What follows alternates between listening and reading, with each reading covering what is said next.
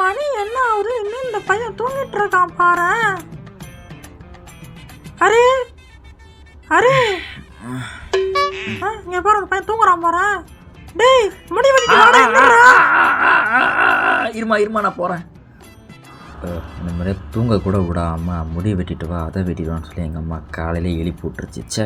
இது ஒன்று வேறு. அண்ணா முடி வெட்டணும் அண்ணா. கருப்பா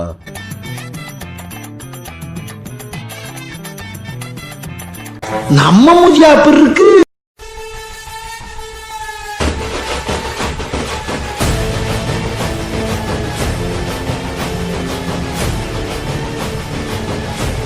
A few moments later.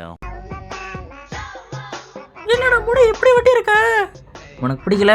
சனியனே